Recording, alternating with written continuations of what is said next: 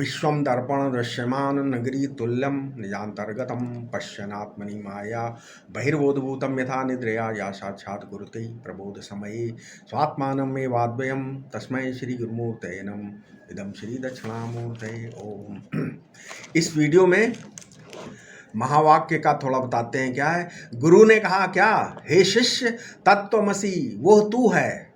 तो तुम्हारे अंतःकरण के भावाभाव से उपलक्षित साक्षी जो प्रत्येक चैतन्य प्रज्ञान है वो तुम ब्रह्म हो, यानी प्रज्ञानम ब्रह्म।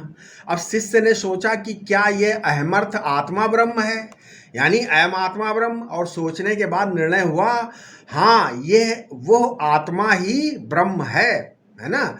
हाँ हाँ, मैं ही ब्रह्म हूँ, अहम ब्रह्मास्मि। यही महावाक्यों की संगति है। देखा जाए तो चारों वाक्यों का एक ही लक्ष्यार्थ है। अच्छा, ब्रह्म शब्द का अर्थ क्या है? सत्यम ज्ञानम अनंतम ब्रह्म। इस श्रुति में अनंत के साथ ब्रह्म शब्द का प्रयोग है। व्याकरण के अनुसार वही वृद्धो धातु पाठ है ना। ब्रह्म शब्द का अर्थ है निरतिशय बड़ा, है ना, यानी निरतिशय बड़ा। अब वृद्धि धातु से निरतिशय महान के अर्थ में ब्रह्म शब्द निष्पन्न हुआ है। क्या निष्पन्न हुआ है? माने बृहत्तत्वाद, बृहत्तत्वात् बृहणत्वात् द्वात्मैव ब्रह्मेति गीयते भामति, भामतिकार। तो वृद्धि का कारण होने से और बृहत होने से आत्मा ही ब्रह्म कहा जाता है। कितना बृहद है ब्रह्म? बोले निरतिशय, निर्वाधिक, बृहत। ब्रह्म महान इसलिए है कि वो गुणाश्रय, निर्दोष, अद्भुत, अमृत एवं अजन्मा है ना। तो वृद्धि धातु से प्रतीत होता है कि वो ब्रह्म नित्य शुद्ध बुद्ध मुक्त स्वभाव है, सर्वज्ञ है, सर्वशक्ति समन्वित है, ईश्वर। अच्छा, प्रश्न ये है कि ईश्वर के अस्तित्व में क्या प्रमाण है? उत्तर इसका है, उत्तर देने से पहले ये निर्णय करना आवश्यक है कि आप ईश्वर किसको कहते हैं। पहले तो समझो, क्या तुम्हारा ईश्वर वैकुंठ वाला है, कारण ईश्वर, या व्यापक ईश्वर? ऐसा ईश्वर है जिसमें सृष्टि नहीं? इसके लिए तो आपने जहाँ से सुना है वहीं उसके बारे में प्रमाण है। लेकिन तुम इस मैं हूँ को जानते हो कि नहीं? यदि इसको जानते हो तो ईश्वर का अस्तित्व भी सिद्ध हो जाएगा। यदि देह में आत्मा का अस्तित्व हो जाए तो ईश्वर का अस्तित्व भी सिद्ध हो जाएगा, है ना। यदि देह में आत्मा का अस्तित्व सिद्ध हो जाए तो ईश्वर का अस्तित्व भी सिद्ध हो जाएगा। ईश्वर के संबंध में सारे शास्त्रार्थ व्यर्थ हैं। ईश्वर साकार, निराकार, गोरा, काला, है ना। तो ये तो ऐसा ही है कि जैसे दो अंधे आपस में लड़ रहे हो कि फूल का रंग लाल है कि पीला है।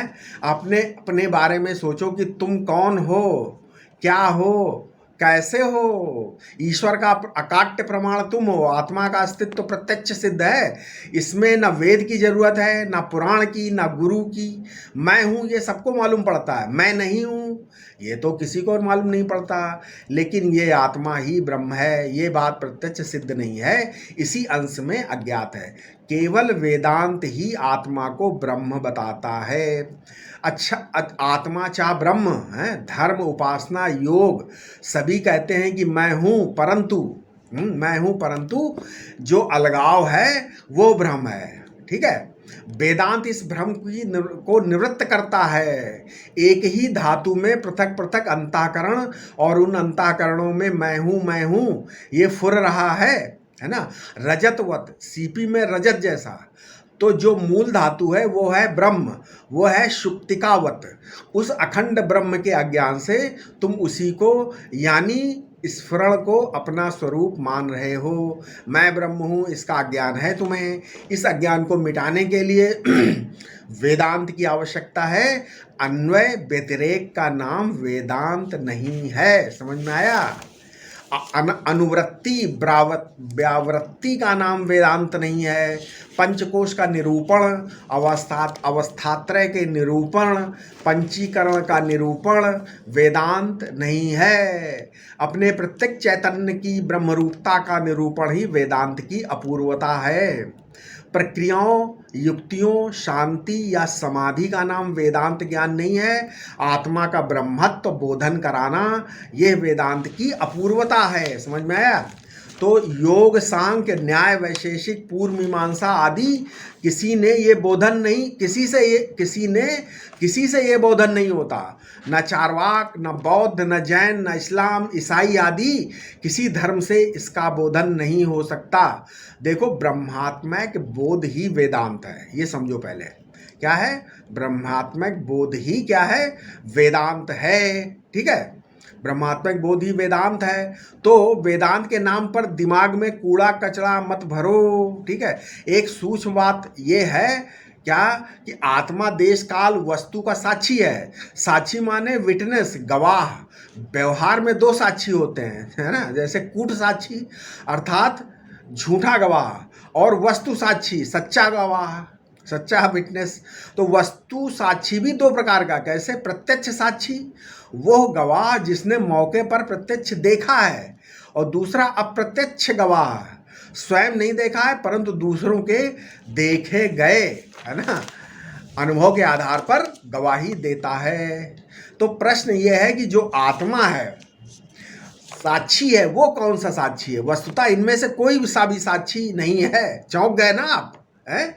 लोक व्यवहार में जो साक्षी है वो तो साक्षी ही नहीं है, क्योंकि गवाह ने कैसे देखा? आंख से, है ना। वास्तव में तो साक्षी के बीच आंख रूपी पर्दा आ गया। आत्मा चैतन्य है, वो आंख के द्वारा भी देखता है और आंख को भी देखता है, आंख के द्वारा भी देखता है और आंख को भी देखता है, और आंख के अभाव को भी देखता है। समझ में आया? तो जगत कारण, प्रकृति, ईश्वर युक्ति द्वारा बुद्धि से दिखाई पड़ते हैं। तो साक्षी से ये कोई दिखाई नहीं पड़ते। समझ में आया? बुद्धि के अभाव को साक्षी देखता है। जो सर्व बुद्धियों के अभाव का साक्षी है वही एक बुद्धि के अभाव का साक्षी है। ये साक्षी बिगड़ता कैसे है ना? इंद्रियों के भोग की लालसा में ये भोक्ता हो जाता है, बहुत अधिक कर्म करने लगता है, नौकरी व्यापार करने लगता है, तब ये कर्ता बन जाता है। इसलिए विरक्त के अंतःकरण में ही शांति का अनुभव होकर साक्षी का विचार होता है। ठीक है, यदि यही साक्षी जो सचमुच ब्रह्म है परंतु ब्रह्मत्वेन जो ज्ञात नहीं है, वेदांत का आत्मा है, और वेदांत इसी को ब्रह्म बताता है। आत्मा चा ब्रह्म। विचार करो कि जो सबके हृदय में मैं फुर रहा है, जिस सत्य में अस्ति अस्ति भास रहा है, वो अखंड सत्ता कौन सी है? इसमें मैं आत्मा की क्या धारा है, धातु क्या है? मतलब मैं की आत्मा की धातु क्या है? क्या है मैटर? तो असल में आत्मा में जो आत्मा, आत्म चैतन्य के अद्वितीय आत्मा के, मतलब चैतन्य के अतिरिक्त दूसरी वस्तु नहीं है। तो संपूर्ण देश काल वस्तु आत्मा में, आत्मा से आत्मा को ही दिखते हैं। आत्मा में आत्मा के अतिरिक्त कुछ भी नहीं है। ये आत्मा ही संपूर्ण देश काल वस्तु के रूप में भासमान है, और इस भास के अतिरिक्त भी स्वयं प्रकाश आत्मा अपनी ब्रह्मत्व की महिमा में ज्यों का त्यों स्थित रहता है। अब जिसको सब मैं बोलते हैं, वो चीज़ है क्या आखिर? है? अंगूर भी बोले मैं हूँ, आम भी बोले मैं हूँ, और अनार भी बोले मैं हूँ, है ना। तो यहाँ पर समझो कि आम, अंगूर, अनार मरने पर या खत्म होने पर, नष्ट होने पर सभी मिट्टी बन जाते हैं कि नहीं? यानी पंचभूत बन गए, लेकिन उनके गुण, रंग, पत्ते आदि अलग अलग हैं। जीव की स्थिति भी ठीक इसी प्रकार की होती है। ठीक है, ये समझो कि अंगूर, आम तत्वता एक होने पर भी एक अनादि परंपरा से बीज की धारा चली आ रही है। तो ऐसे समझो, उससे, है ना, उससे उसी पंचभूत में एक ग्रंथि बन गई है ना। यानी पंचभूत में एक विशेषता बीज रूप से जुड़ गई है। अब ये विशेष रूप कहा जाता है इसीलिए। ये गांठ जो बीज है ना, कब से है? तो कहा इसका पता कोई नहीं लगा सकता कि ये बीज कहाँ से आया। अनादिकाल से प्रवाह रूप नित्य है। तो इस एक बीज में अनंत बीजों की संभावना भरी हुई है। इस मूल बीज को आप समझो हिरण्यगर्भ है ये, इसको हिरण्यगर्भ बोलते हैं। जो जो जीव ग्रंथियां हैं, चाहे पशु ग्रंथि हो, पक्षी ग्रंथि हो, है, उद्भिज ग्रंथि हो, जरायुज ग्रंथि हो, है, मनुष्य ग्रंथि हो, इन सब की अनादि अलग अलग बीज परंपरा है। तत्तद संस्कार विशिष्ट पांच भौतिक ग्रंथि का नाम बीज होता है। ऐसे तत्तद संस्कार विशिष्ट चेतन का नाम जीव होता है। अच्छा, बीज क्या है? बीज बा धन ई धन जा, है ना, बा प्लस ई प्लस जा। और जीव में क्या है? जा धन ई धन वा। हाँ, इनमें अनुलोम प्रतिलोम व्यवस्था है। बीज शब्द में बा अक्षर है, वो ओष्ठ्य है, नहीं है। और जीव में जो वा अक्षर है वो क्या है? वो अंतस्थ है। तो शब्द बनाने की देखो प्रणाली देखो, है ना। तो आपके देह की आकृति, प्रकृति, संस्कृति, स्वभाव, गुण, विद्या, बुद्धि, ये क्या है? आदि कर्म संस्कार हैं सब, ये बीजगत है, ये है ना। कर्म संस्कार क्या है? बीजगत है ये। तो परलोक, पुनर्जन्म, ईश्वर, वेद के बारे में क्लास में बच्चों के सामने कुछ तर्कों से कह दिया कि परलोक नहीं, ईश्वर नहीं, पुनर्जन्म नहीं। विज्ञान दूसरी चीज़ है और दर्शन दूसरी चीज़ है, फिलॉसफी दूसरी चीज़ है। विज्ञान के द्वारा दर्शन को समझने की कोशिश बेकार है। दर्शन शास्त्र का अतीन्द्रिय विषय है ना। विज्ञान का इंद्रियक विषय होता है, समझ में आया? दर्शन शास्त्र का अतीन्द्रिय विषय है और विज्ञान का क्या है? इंद्रियक विषय है। तो बीज तो अग्नि में भस्म हो जाता है, परंतु जीव में चेतन की प्रधानता है, इसलिए जीव अग्नि से भस्म नहीं होगा। तो क्या करना है? तो चेतन जीव को भस्म करने के लिए ज्ञानाग्नि, चेतन अग्नि चाहिए।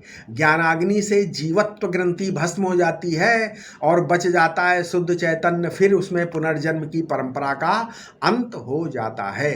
ये ज्ञानाग्नि उत्पन्न कैसे होती है? कैसे होगी? विचार से। वस्तु का स्वरूप क्या है? बोले अनारोपिताकारम तत्वम। ठीक है, अब इसके बाद हम अपने अगले वीडियो में बताएंगे। ठीक है, ओम शांति शांति शांति।